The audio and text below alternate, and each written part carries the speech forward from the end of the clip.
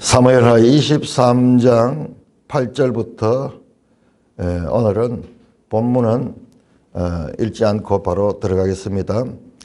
23장 8절부터 12절까지의 다윗의 가장 용맹한 세 용사의 명단이 나옵니다.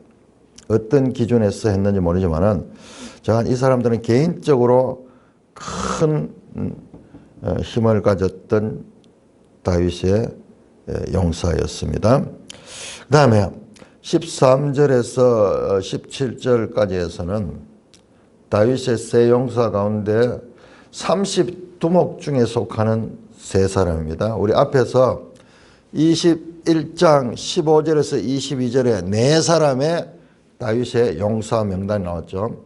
이제 거기에 이어가지고 이번에 다시 세 사람의 다윗의 용사 명단이 8절에서 12절까지 나오고, 그 다음에 또 세 사람이 나오는데 이 세 사람은 32목 뒤에 이제 23장 18절부터 뒤에 나오는데 그 32목 중에 세 사람의 했던 일들이 나옵니다.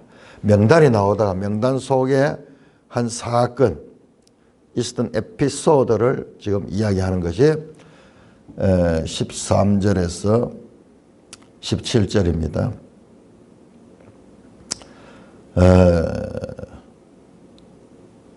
블레셋이 베들레헴을 점령해 있을 때예요. 그때 아둘람 굴에 있을 때 다윗이 그 블레셋과 전쟁 중에 15절에 다윗이 소원하여되 베들레헴 성문 곁 우물물을 누가 내게 마시게 할까? 이 말을 지휘가 아니 말이죠. 야, 누가 내한테 이거 뭐를 마시게 할까? 이 말은 누가 가가지고 물을 떠오라는 이야기야. 이 행간의 의미들을 읽어야 돼요. 뒤에도 보면 그런 대화가 나오는데 지휘관으로서 너무 부족한 이야기죠. 왜냐 그러면은 뒤에 보면 그 물을 가져오려면 목숨을 걸고 가야 돼요. 세 용사가 블레셋 사람의 진영을 돌봐 그 왕이 그런 이야기를 하니까는 세 용사가 그 왕의 목을 축이기 위해서 그 베들레헴 왕의 물 마시고 싶은 그 소원을 만족시켜 주기 위해서 목숨을 걸고 블레셋 진영을 돌파하여 베들레헴 성문 곁에 우물물을 길어다가 다윗에게 가져왔는 거예요. 그러니까는 다윗이 마시기를 기뻐하지 아니했다. 그러면서 그 물을 여호와께 전제로 부어들였어요. 여호와께 전제로 부어들였어요. 왜 그랬는가? 17절입니다. 여호와여, 내가 나를 위하여 결단코 이런 일을 하지 아니하리다. 이는 목숨 걸고 갔던 사람들의 피가 아닙니까? 하고 마시기를 절개하지 않으니 세 용사가 이런 일을 행했더라. 세 용사의 일을. 갑자기 자신이 세 용사가 목숨 걸고 가져온 물을 마시지 않고 하나님께 지금 맹세하는 그런 장면이 나옵니다. 그 얼마나 용사들을 사랑했는가. 목숨 걸고 갔던 사람들의 피입니다. 이거는 이 물은 그들이 목숨을 걸고 가져온 것입니다. 내가 내 부하들이 목숨 걸고 가져온 이것을 내 개인의 사욕을 위해서 취하지 않겠습니다. 그래서 하나님께 그 물을 바쳤다는 것입니다. 이 명단이 쫙 나오는 가운데 이런 에피소드가 왜 들어있을까요? 왜 들어있을까요? 이거는요, 이 사무엘하 특별히 21장에서 24장은 우리가 깊은 묵상 가운데 우리가 해내기를 바라는 메시지예요. 이 메시지는 말씀이 직접 우리한테 지금 가르쳐 주신 것이 아니라 그냥 사건만 쭉 나열을 하고 그 사건을 통해서 이 사건이 왜 여기에 기록되어 있을까를 우리에게 묵상하게 하는 그런 의도로 쓰여졌다는 말씀이라는 뜻입니다. 그러니까는 깊은 말이죠. 예를 들어서 모세의 율법 같은 거 무엇을 행하라, 무엇을 하지 마라, 뭐를 먹어라, 뭐를 먹지 말라, 어떤 것을 입어라, 어떤 것을 입지 말라. 이런 것들은 명제적 법은 단순합니다. 지켜도 되고 지키라 하면 지키고 지키지 말라 하면 지키지 않는 이런 단순한 법이에요. 그런데 지금 이와 같은 이 사무엘하 이런 내용들은 우리가 그 답을 찾아내야 돼요. 금을 찾듯이 은을 찾듯이 문맥과 전체 맥락을 생각하면서 왜 이런 말씀이 여기에 들어있을까? 이게 우리가 하나님께서 우리에게 성경을 읽게 하시는 한 방법이에요. 이게 성경이에요. 이런 식으로 메시지를 우리에게 전하는 것이 성경에 많이 있습니다. 하나님이 우리를, 이 독자들을 아주 수준 높은 사람 보는 거예요. 그러니까 이런 메시지를 이해하기 위해서는 우리가 정말 금을 찾는, 은을 찾는, 감추인 보화를 찾는 적극적인 노력을 하지 아니하면 답이 없어요. 이 본문을 가지고 아무리 읽어도 답이 안 나옵니다. 전체 맥락을 통해서 하나님께서 우리에게 스스로 답을 찾게 하는 소위 주관식 문제. 자, 우리 자매님, 이 내용이 왜 여기에 기록되어 있을까요? 한번 생각을 한번 해보십시다.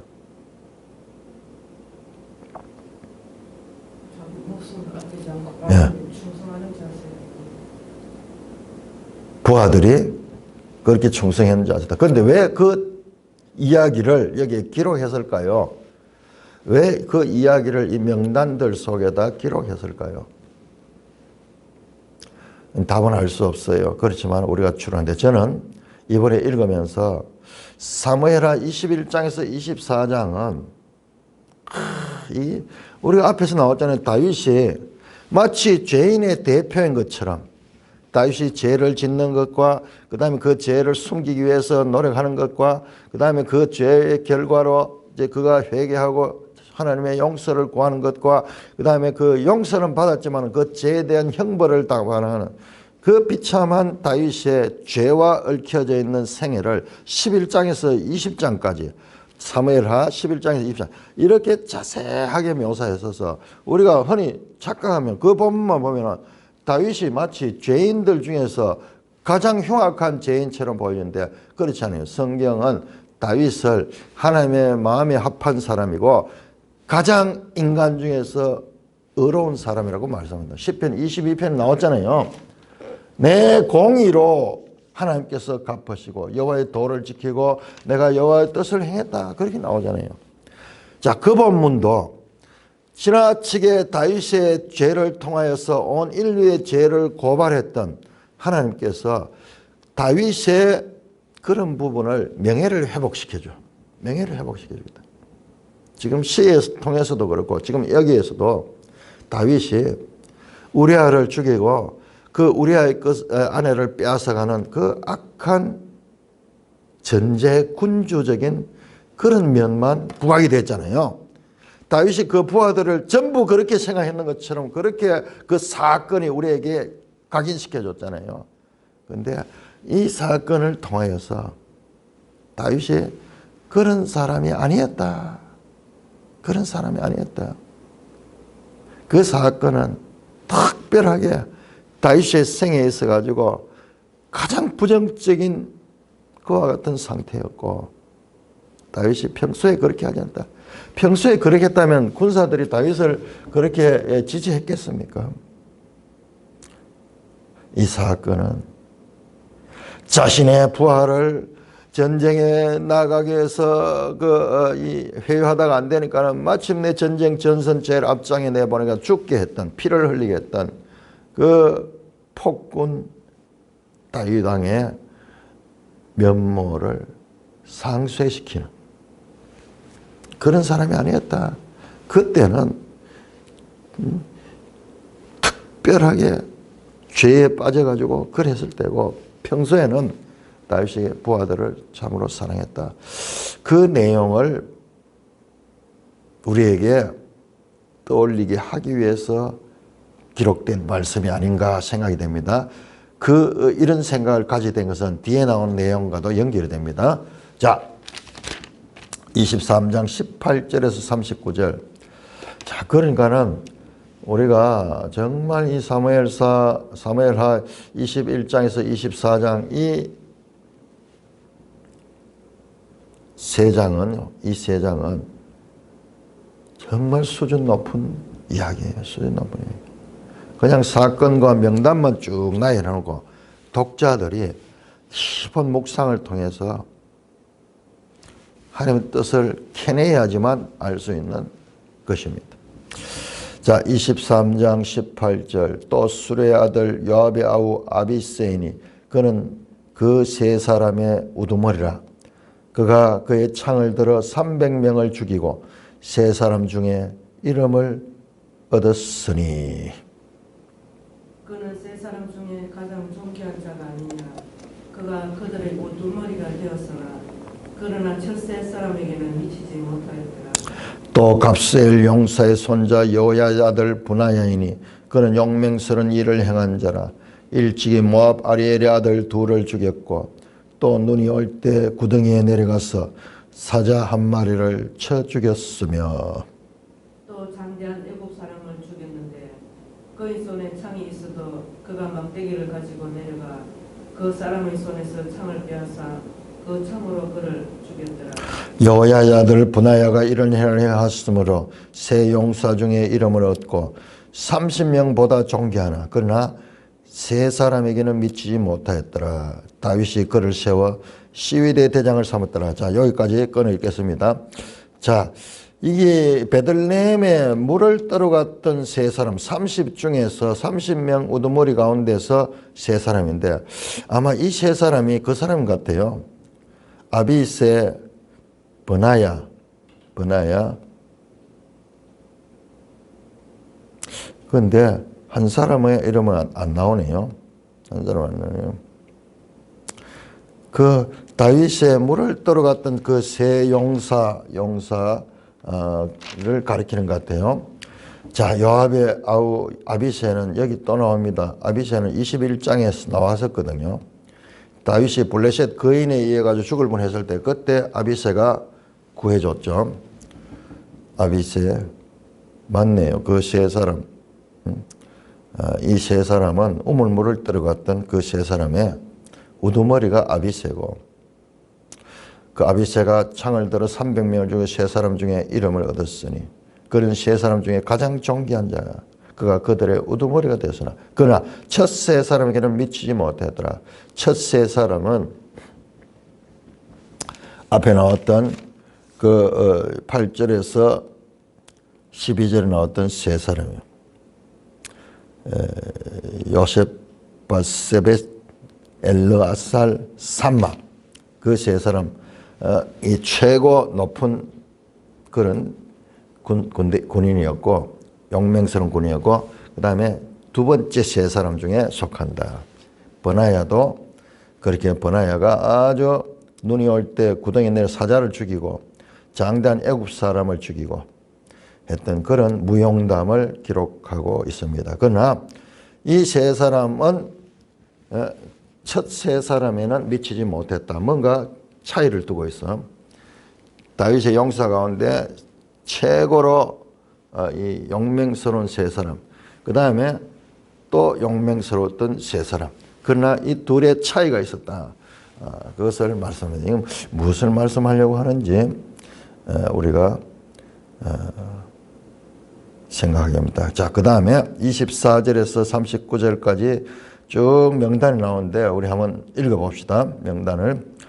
24절 요압의 아우 아사헬은 30명 중에 하나요. 또 베들레헴 도도의 아들 엘하난과 하롯 사람 사무과 하롯 사람 엘리가와 발디 사람 헬레스와 드고아 사람 이게스의 아들 이라와 아나도 사람 아비에셀과 우사 사람 어분네와 아호와 사람 살몬과 느도바 사람 마하레와 느도바 사람 바다의 아들 헬렙과 베냐민 자손에 속한 기브아 사람 비비의 아들 이때와 바라돈 사람 버나야와 가스 시내가에 사는 hit대와 알바 사람 아비알본과 발홈 사람 이스마헬과 살몬 사람 엘리아바와 야센의 아들 요나단과 가랄 사람 삼마와 아랄 사람 사랄의 아들 아히암과 마아가 사람의 손자 아이스베의 아들 엘리벨렛과 길로 사람 아히도벨의 아들 엘리암과 갈멜 사람 헤스레와 아랍 사람 바레와 소바 사람 나단의 아들 이갈랏과 갓 사람 바니와 암몬 사람 셀렉과 스루의 아들 요압의 무기를 잡은 자 부에롯 사람 나하레와 이델 사람 이라와 이델 사람 가렙과 헷 사람 우리아라. 이상의 총수가 37명이었더라. 쭉 명단이 나옵니다. 내가 이걸 시알리 보니까는 31명인데 앞에 나왔던 아비시하고 이 사람들을 치면은 세 사람 치면은 35명이 되는데 왜 37명이라 하는지 거인을 죽였던 세 사람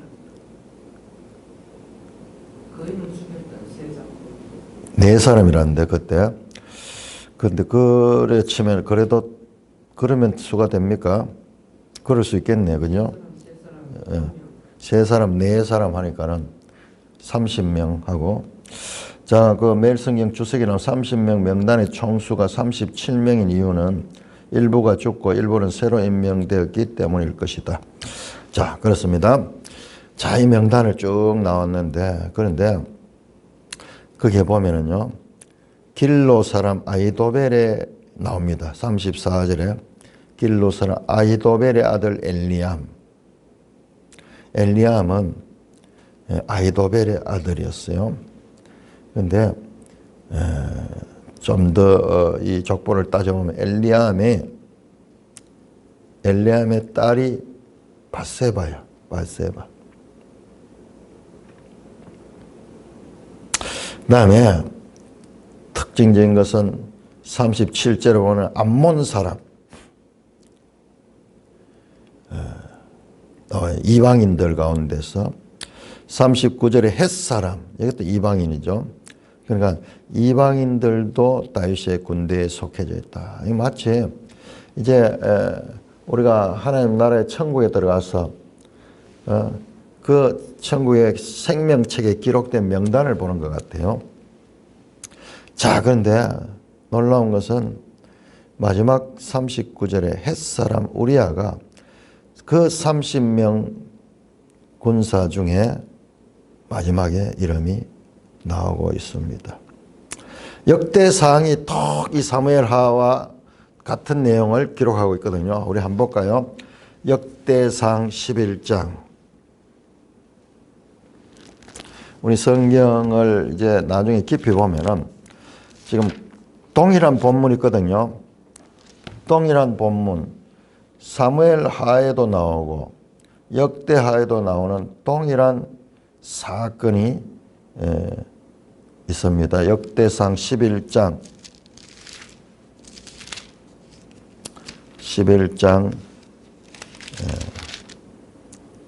10절부터 다윗의 용사들 명단이 쭉 나오거든요.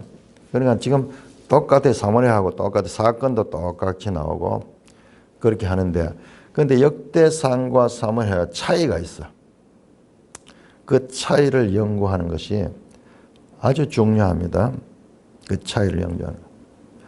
자유주의 신학자들, 성경에 대해서 비판하는 사람들은 이 봐라, 이 맛도 안 하다. 여기 기록과 여기 기록이 틀린다 이러면서 그걸 공격의 시점으로 삼지만은 여기에 아주 중요한 메시지가 있다. 예를 들어서 밧세바 사건, 다윗이 했던 그 우리아 사건, 그 사건은 역대상에는 빠져 있어요. 의도적으로 빠져 있어요. 사무엘하의 암몬과의 전쟁의 승리 그 사이에 이 사건이 기록이 되어 있었잖아요. 그런데 여기에 송돌이 빠지고 이 두 개만 딱 연결되어 있어요. 의도적으로 그렇게 되어 있습니다. 그래서 이제 성경을 깊이 연구할 때는 이 성경과 성경과의 관계. 자, 이런 식으로 같은 내용이 다르게 표현되는 건 성경에서는 낯선 게 아니에요. 사복음서가 다 그렇잖아요. 사복음서가 보면은 특별히 마태, 마가, 누가 공간복음은 같은 내용이 많이 나오잖아요. 같은 내용이 많이 나와요. 그런데 조금씩 다른 것이 많이 있어요. 자, 그렇듯이 성경은 원래 그런 책이에요. 어느 이 부분만 하나만 뭐 이렇게 다른 것이 아니라 그런 것들이 많은데 그런 부분을 깊이 연구를 하면은 또 하나님에 대해서 우리가 더 깊이 알 수가 있습니다. 자, 여기에 지금 우리 눈앞에 와 있는 이 문제. 자, 11장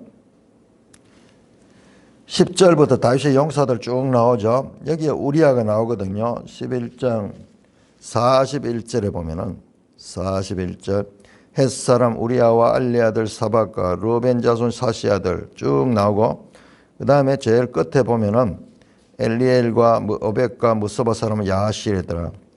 다윗의 용사 명단을 쭉 드러났네요. 30명 명단을 드러났는데 여기서는 우리아가 중간에 있어요. 중간에요.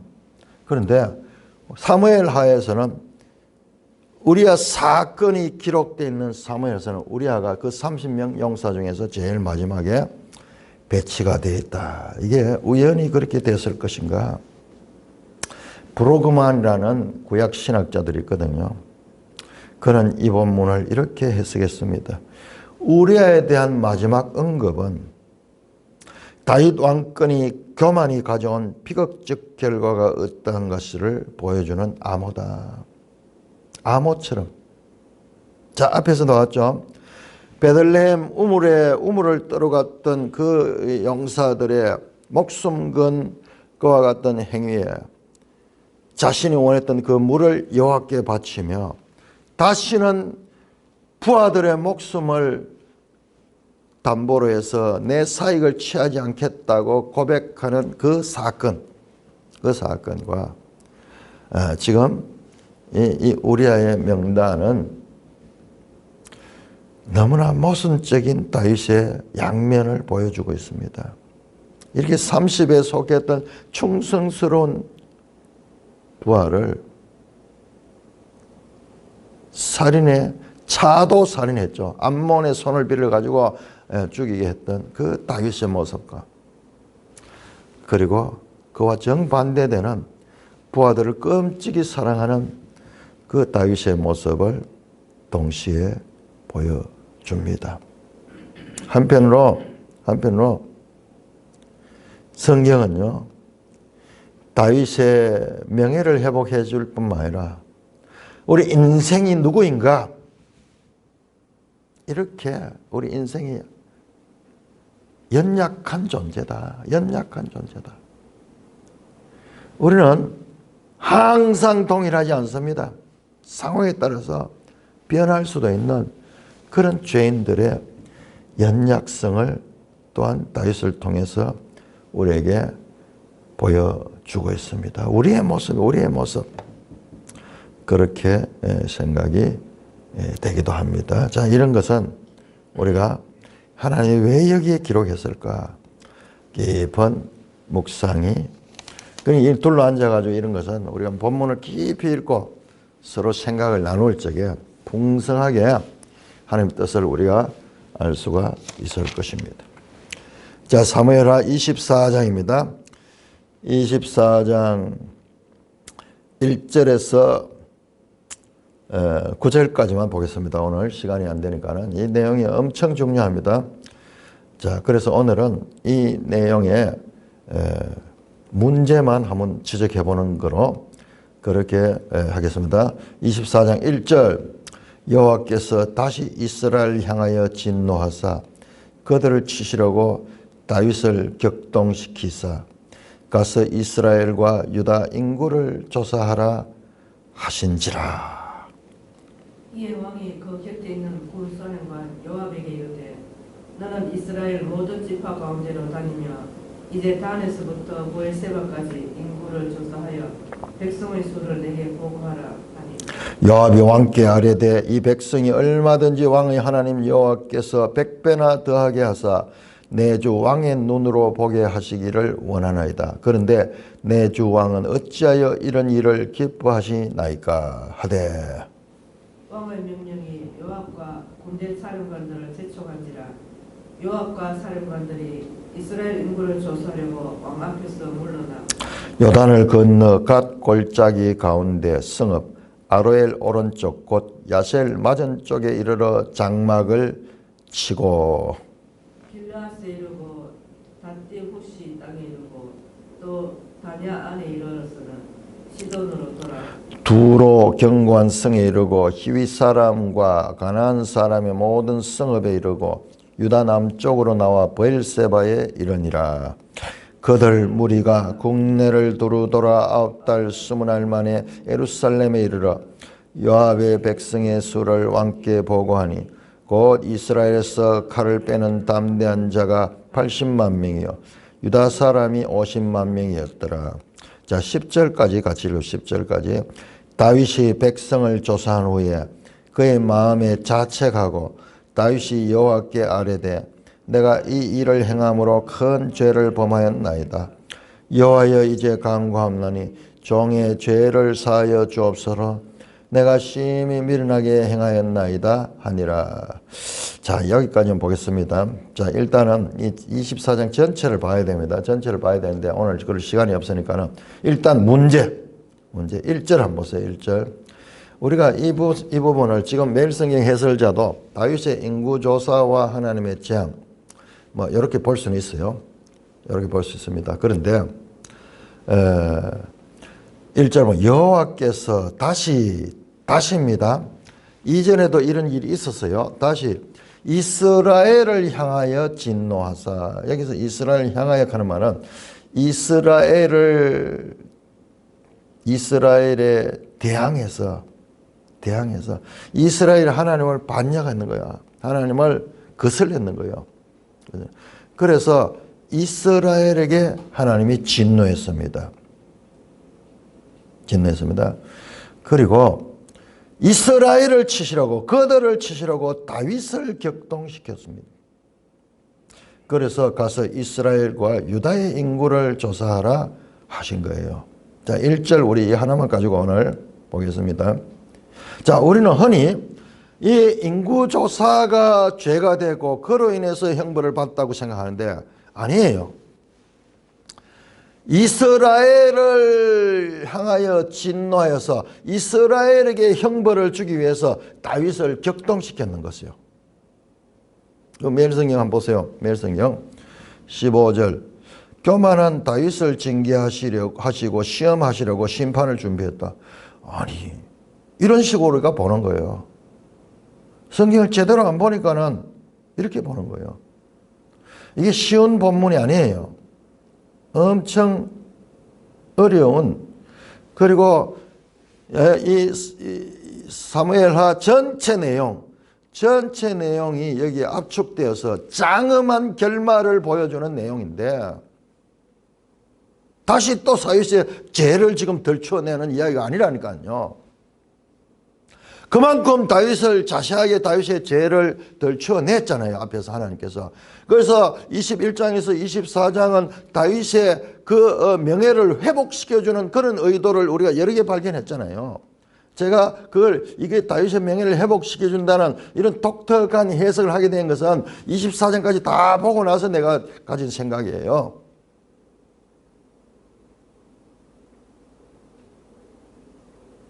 그런데 다시 또 하나님께서 다윗의 죄를 들춰낸다? 아니에요. 분명히 1절에 나옵니다. 다윗은 이스라엘에 대한 하나님의 진노를 하는데 하나의 도구로 사용됐어요.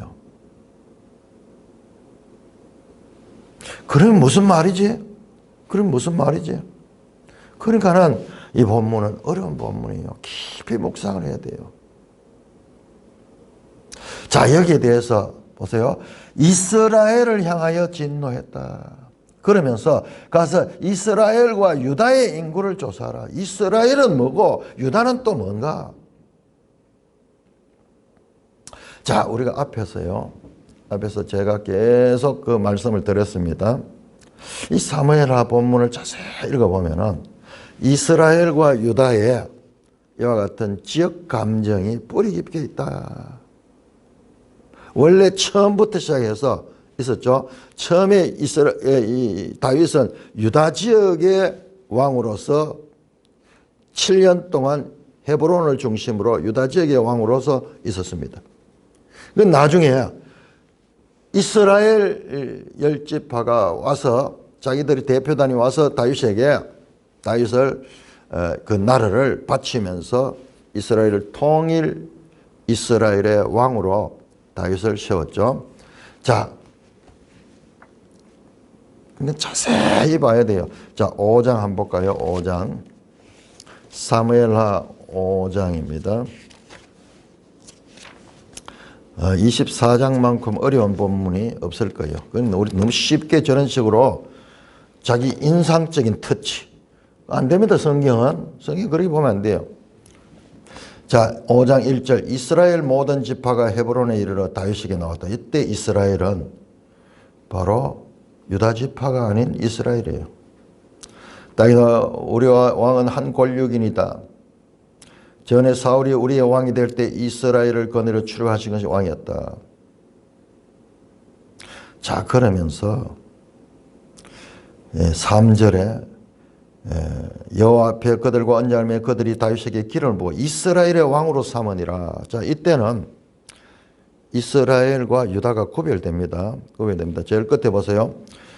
5절에 헤브론에서 7년 6개월 동안 유다를 다스렸고 예루살렘에서 33년 동안 온 이스라엘과 유다를 다스렸다.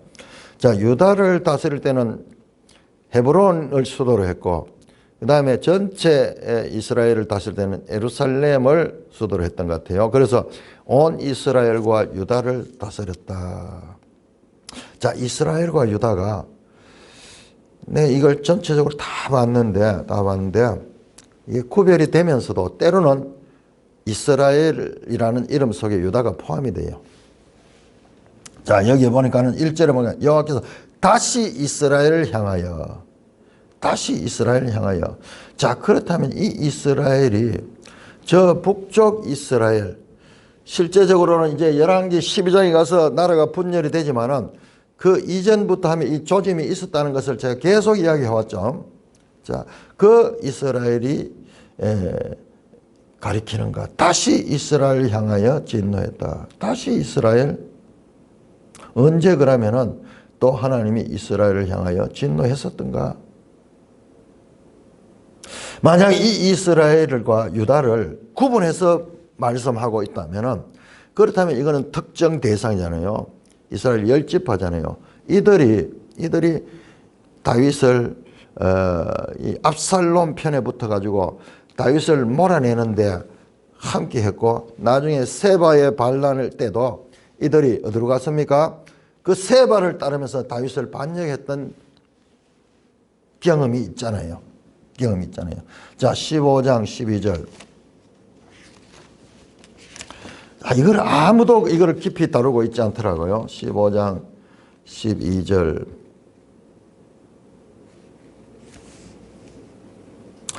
예.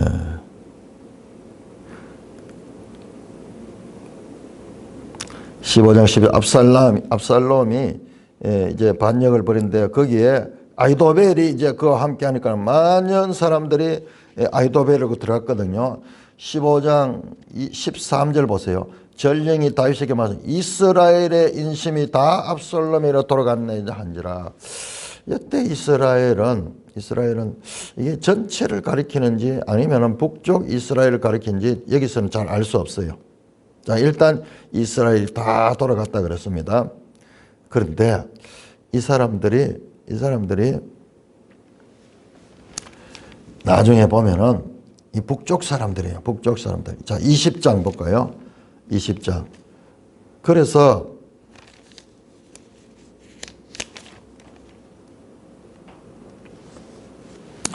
자, 20장 보십니다. 이제 압살롬과의 반역이 끝이 나고 이제 진압이 된 다음에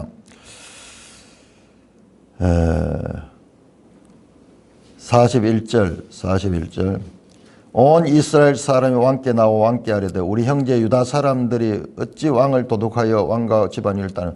자, 여기서 이스라엘 사람들이 압살롬의 반역에 참여했던 이스라엘 사람들이 선수를 치면서 다윗에게 와가지고 우리도 왕을 따랐는데 유다 사람들이 왕을 탁 돌아오는데 모시고 있느냐, 우리를 왜 소외시키느냐 이러면서 적반하장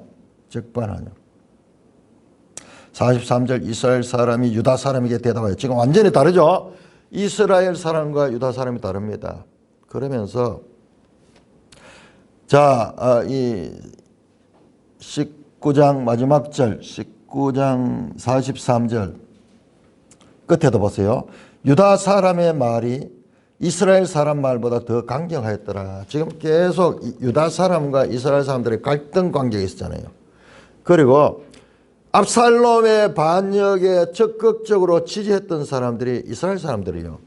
그 이스라엘 사람들이 상황이 바뀌니까는 우리가 지금 어떻게 할까? 그러면서 수를 서는 이야기도 나왔어요. 자, 19장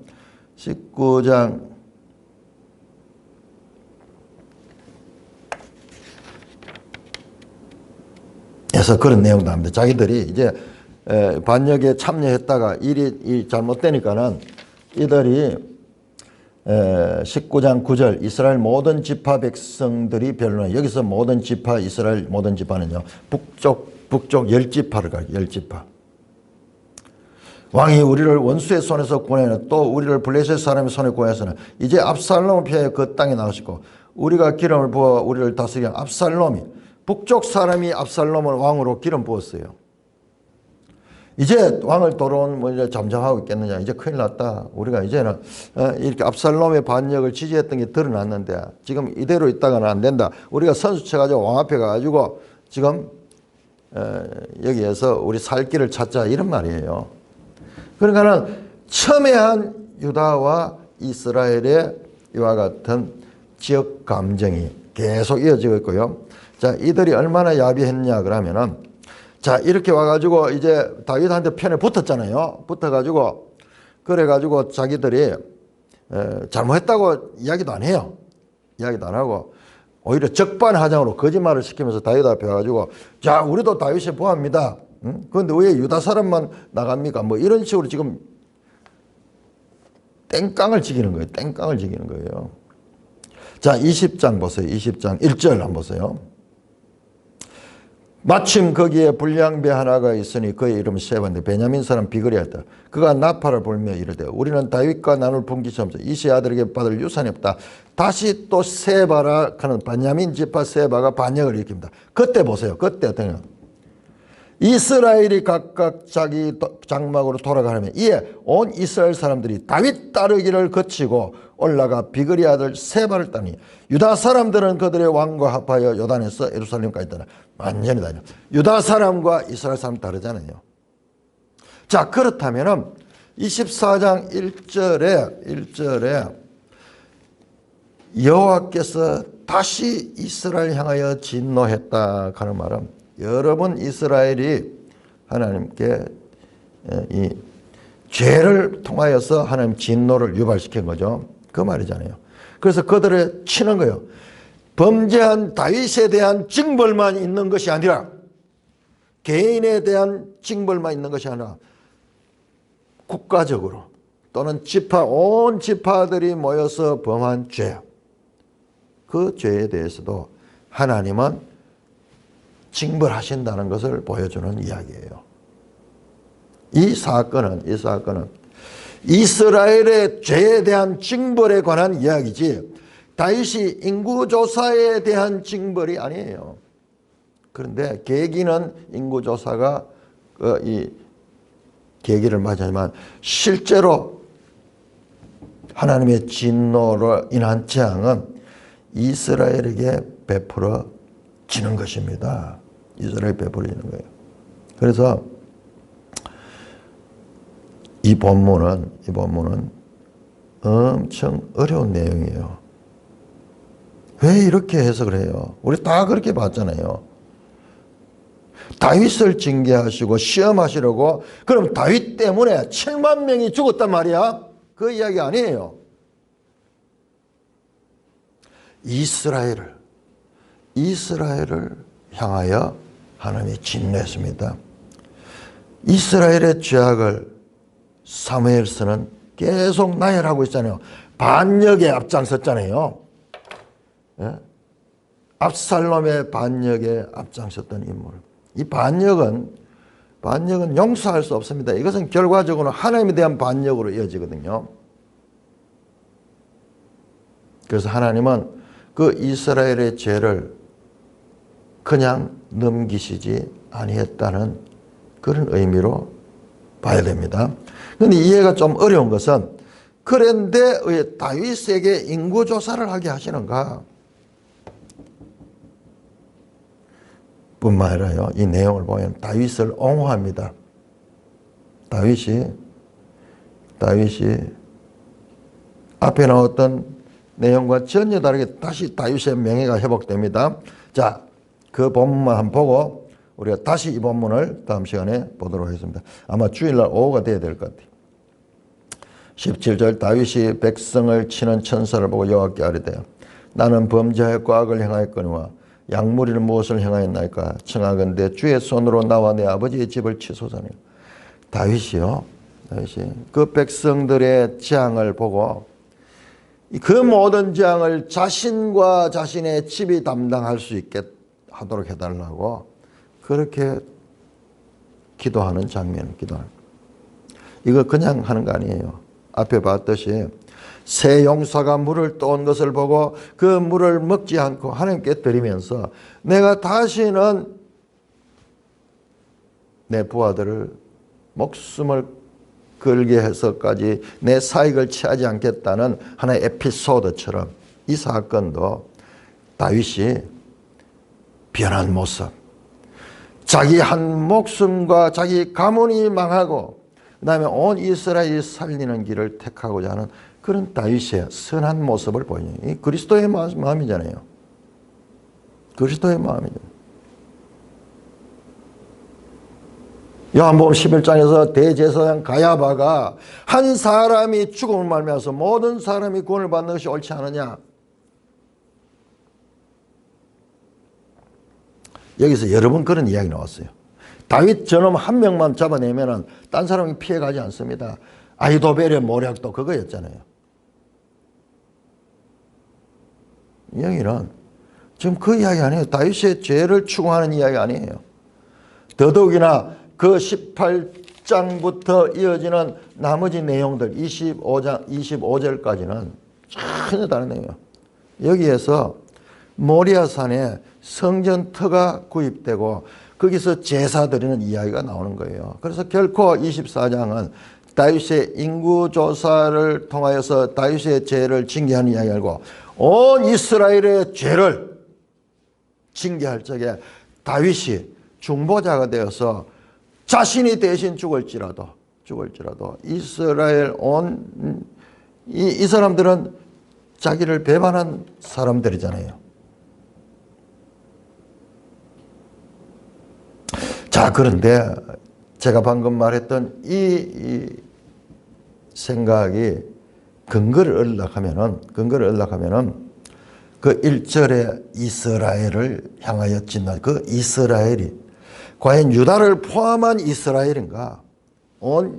아니면은 유다와 구별되어 있던 압살롬의 반역에 참여했던 이스라엘인가? 요 구별이 명확히 돼야 돼요. 그런데 내가 아직까지 그 답은 가지지 못했어요. 방금 말씀드렸듯이 사례를 통해서 유다와 이스라엘 구별이 많이 됩니다만은 또 어떤 경우에는 이스라엘이라는 이름으로 유다까지 포함해서 말하는 경우가 있어서 그래서 이 부분은 캐션 마크로 두고 우리가 남은 기간 동안 더 묵상하면서 여기 월요일 날 날짜죠. 주일날 날짜네요. 그 다음까지 해서 월요일까지인데 한번 살펴보고 주일 오후도 한번 살펴보고 오후에도 깊이 들어갈 수는 없을 것 같아요. 이 본문은 엄청 어려운 본문이에요. 엄청 어려운 본문. 다시 하나님이 다윗의 죄를 통하고 그 죄의 징벌을 하시는 거니까. 그렇다면 너무 잔인해요. 너무 앞에서도 계속 다윗, 지금 여기에서는 다윗의 명예를 회복시켜 주는데 정반대가 아닐까. 해석이 이렇게 나올 수 있을 정도로. 이렇게 나올 수 있을 정도로. 지금 매일 성경 해석하고 제가 반대 해석하잖아요. 그럴 정도로 우리 본문에 있어서 깊이 묵상하는 그런 자세를 가져야 될 것입니다. 찬송가 290장입니다.